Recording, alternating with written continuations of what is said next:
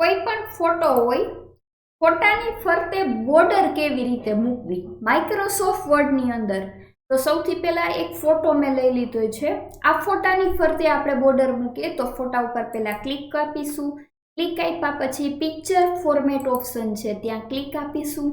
ત્યારબાદ અહીંયા તમને જુદી જુદી પિક્ચર્સની સ્ટાઇલ આપેલી છે, જુઓ અહીંયાથી પણ તમે આ સ્ટાઇલમાં બોર્ડર મૂકી શકો છો, અથવા આમ ન કરવું હોય તો અહીંયા તમને આપેલું છે પિક્ચર બોર્ડર. પિક્ચર બોર્ડર ઉપર ક્લિક કરો એટલે આ ટાઈપની એક બોર્ડર ખુલી જશે. હવે અહીંયાથી તમે એ બોર્ડરનો કલર લેશો અને અહીંથી હાઇટ એટલે કે કેવડી પહોળી કરવી છે એના વિશે.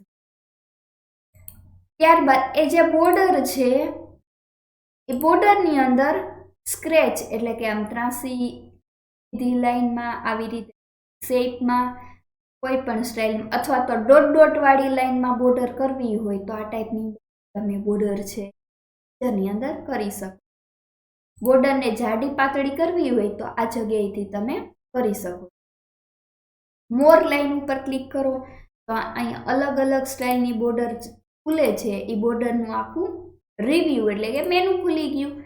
એનાથી પણ જાડી બોર્ડર લેવી હોય, પેટર્ન વાળી, ગ્રેડિયન્ટ વાળી, તો અહીંયાથી તમે એ બોર્ડરને ચેન્જ કરી શકો.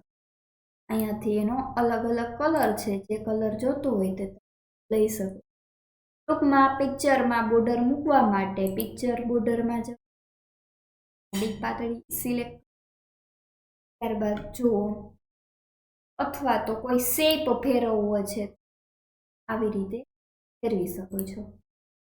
આ હતું પિક્ચરની અંદર બોર્ડર.